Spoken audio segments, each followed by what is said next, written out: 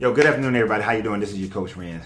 We're going to talk a little bit today about spirituality and critical thinking. Now, this is not designed to take away anybody's belief in God.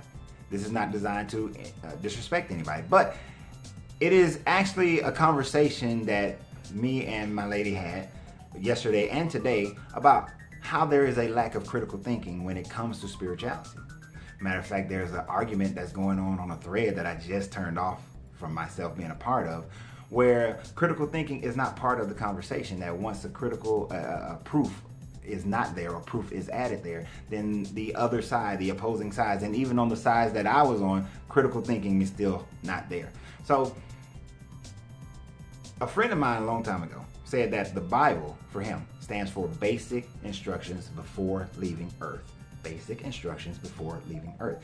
For him, it is not something to take literally, but for basic instructions before leaving earth. And one of the reasons why he said this to me is because when you read a lot of the stories, when you read the allegories, what you see is that, I know you go to church and they say that it was for then and it is for now, but there are a lot of stories and allegories that you never hear in church that do not apply today.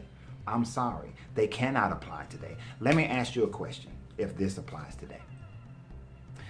In the Bible, it says that if a woman is raped and the man is caught, then the man has to pay the father 20 pieces of silver, and the victim, the girl, she has to marry her rapist. That does not apply today. We would not force the victim to marry her rapist today. We wouldn't do that. And to pay the father. No, we send them to jail. We don't do that, right? So it doesn't apply. That doesn't apply.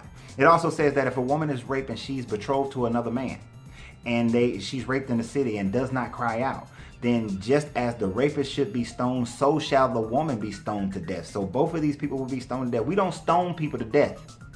And we certainly don't stone the rape victim to death because she didn't scream out. And only if she was betrothed. Now think about it. If she wasn't betrothed, then she would have to marry her victim, and neither one of them would die. So men back then had to be conscious of who they're going to rape. So we wouldn't apply that to today. No, we wouldn't apply that today. And it says that she did scream out, then she is not to be stoned. We wouldn't apply that today.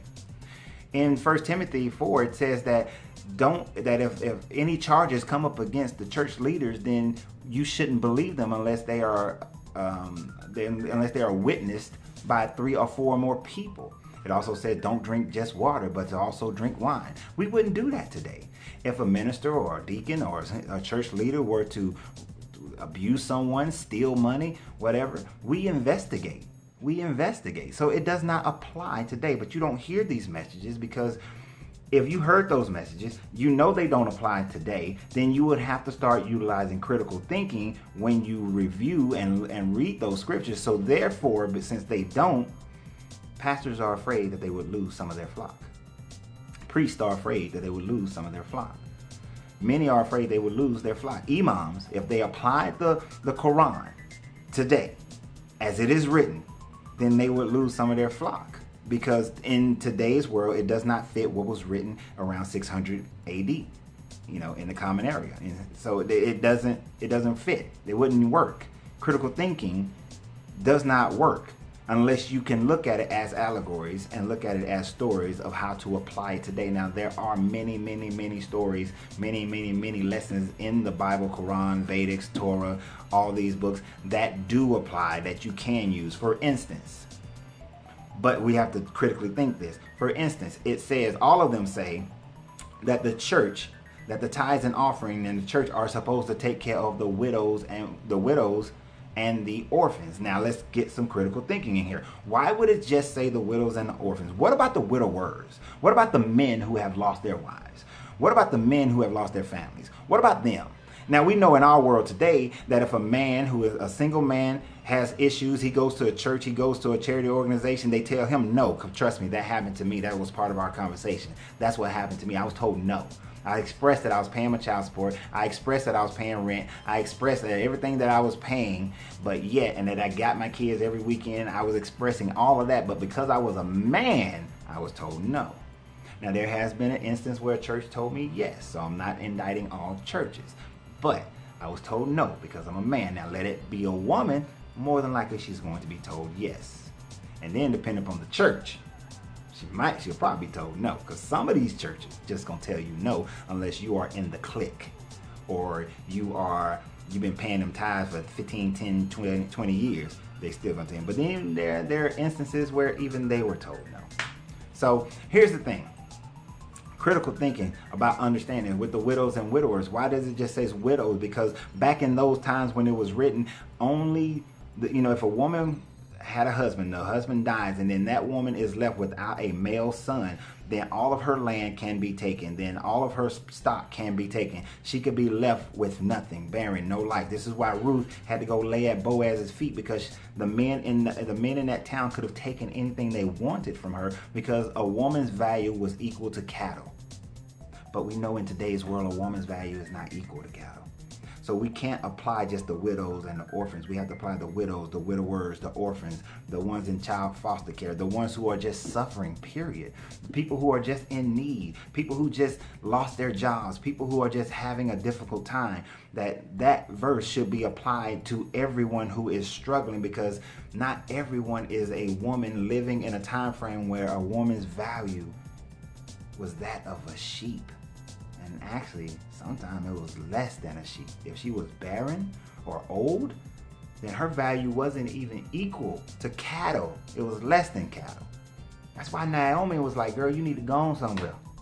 You need to go back to your people.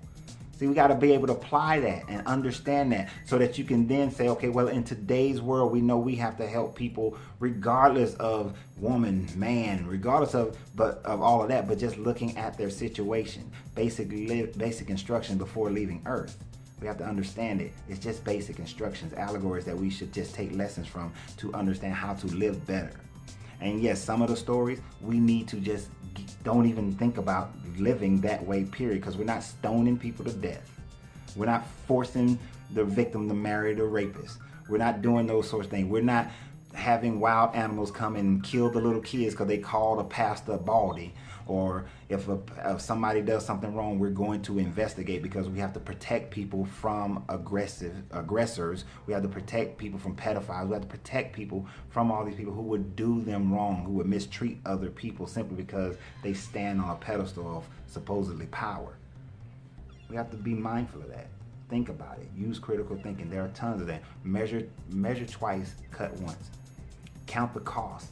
Those are good lessons that you should take into account, that you should learn from. We should treat your neighbors as you would treat yourself. Love your neighbors as you love yourself. Yes, you should follow those.